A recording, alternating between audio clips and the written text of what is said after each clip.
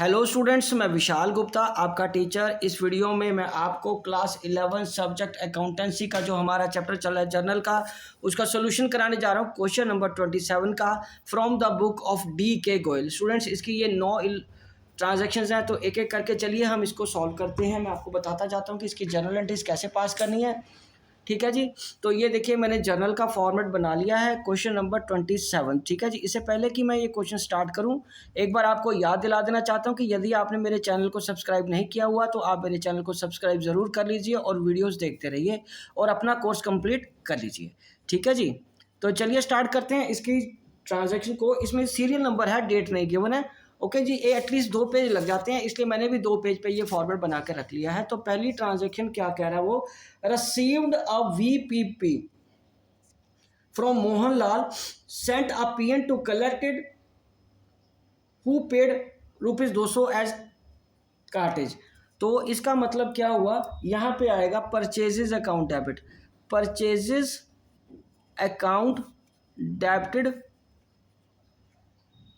उसके बाद carriage account debited to cash account. ठीक है जी।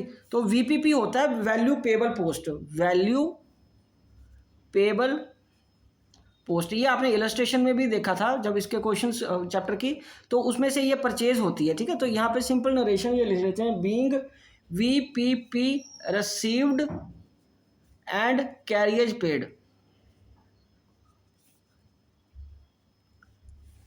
ओके, तो ये क्या आएगा, 25,000 और ये 200, और ये आ जाएगा 25,200।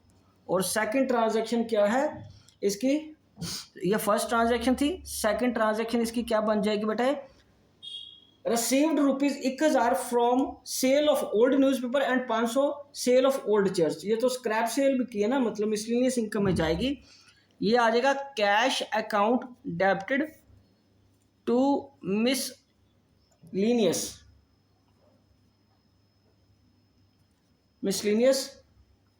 Income account to furniture. और पुराना फर्नीचर भी उसने बेचा ना, तो ये इसमें जाएगा। मिसलेनियस इनकम कितने की है, 1,000 की, और पुराना फर्नीचर बेचा उसने 5,000 का। तो टोटल ये 6,000 बन गया, ये 1,000 आ गया और ये 5,000 आ गया। यो यहाँ पे लिखेंगे being amount received as miscellaneous income and furniture, sale of furniture, sale of furniture से पैसा आया। ठीक है जी। चलिए अब इसकी जो थर्ड ट्रांजैक्शन है वो देखते हैं क्या है। थर्ड ट्रांजैक्शन में कह रहा है goods given away as charity. तो यहाँ आएगा charity account debited to purchases,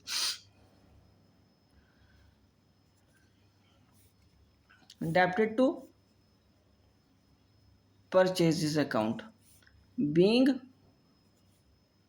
goods given away as charity. Third का कितना आएगा, 7,000 7,000।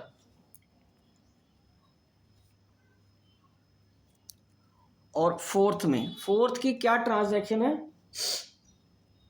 Received cash from debtor return of as bad debt last year. ठीक है जी। तो ये बैड डेट रिकवर्ड हो रहे हैं आपके, तो ये कैश में आएंगे, cash account debited to bad dates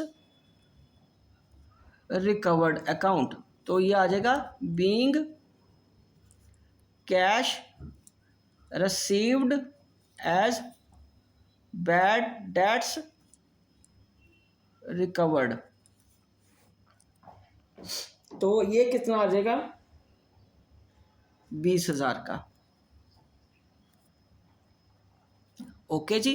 चलिए अब फिफ्थ ट्रांजैक्शन क्या कह रहा है वो, sold goods costing 50,000 to Ashok on credit at a profit of 20%। 50,000 का सामान है, उसमें 20% ऐड कर दो, 10,000, और ये अशोक को बेच गया। तो ये अशोक को बेचा है, Ashok debited to sales account, 60,000 बन जाएगा। Being goods sold on credit, 50,000 में इसका ऐड करना है 10%, वो आ जाएगा, नहीं 10% नहीं ऐड करना, 20% ऐड करना है, तो 10,000 आ जाएगा और टोटल कितना बन गया 60,000। ठीक है जी। और ये आ जाएगा जर्नल कॉन्टिन्यूड। ये डेट या सीरियल नंबर लिख लीजिए, हालांकि यहाँ पे सीरियल नंबर ही है। Ledger folio, debit rupees, credit rupees. Okay जी। अब ये हमने 5 ट्रांजैक्शंस किए ना, अभी हम 6 ट्रांजैक्शन करेंगे। 6 नंबर ट्रांजैक्शन क्या है? Sold goods costing 1,000 for 1,40,000। 1 lakh का सामान है, 1,000 नहीं, 1 लाख का सामान है, 1,40,000 पे बेचा है, तो ये आ जाएगा cash account debited to sales account being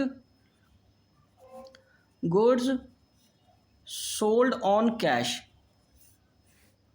ये आ गया 1,40,000, 1,40,000। उसके बाद 7th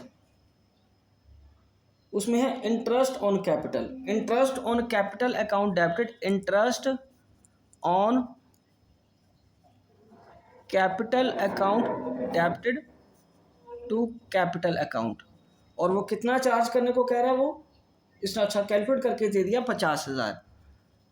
नहीं तो ज़्यादातर क्या होता है, कैपिटल गिवन होती है और रेट गिवन होता है, हमें कैलकुलेट करना पड़ता है। Being IOC, interest on capital provided to on capital. ठीक है जी। चलिए, उसके बाद 8th ट्रांजैक्शन क्या है बच्चों? बहुत सिंपल क्वेश्चन है ये। Paid rent for building 60,000 by cheque, half of the building is used as proprietor for residential purpose. तो इसके 2 हिस्से बन जाएंगे आपके, जो रेंट पे किया है, एक तो रेंट अकाउंट, दूसरा ड्राइंग्स अकाउंट। दूसरा क्या बन जाएगा? Drawings account debited to bank account. 60,000, 30,000, 30,000 being rent paid for building and half is used as use for personal purpose. लिख लो, फॉर पर्सनल यूज। ठीक है जी, यूज फॉर पर्सनल यूज आ जाएगा। उसके बाद 9th, ठीक है जी, हाफ हाफ हो गया ना, फिर इसका मतलब दुकान का या फैक्ट्री का या फर्म का खर्चा कितना हो गया 30,000 का, और 30,000 किस में चला गया, वो ड्राइंग्स में। और उसके बाद 9th transaction, outstanding salaries at the end कितनी है 30,000। तो सिंपल बन जाएगा, salaries account debited to salaries outstanding 30,000। ठीक है जी। Being outstanding salaries paid becomes due, sorry paid नहीं, बिकम्स ड्यू। पेड हो जाती तो फिर वो लिखते क्यों आउटस्टैंडिंग में, बिकम्स ड्यू। ठीक है जी। तो ये सारा हमारा क्वेश्चन था। तो इसी के साथ स्टूडेंट्स ये क्वेश्चन कंप्लीट होता है और मैं ये वीडियो भी यहीं कंक्लूड करता हूँ। आई होप कि आपको अच्छे से समझ आ गया होगा। आप इसी तरह मेरे चैनल को सब्सक्राइब करके वीडियोस देखते रहिए और अपना कोर्स कंप्लीट करते रहिए। ओके जी, डन।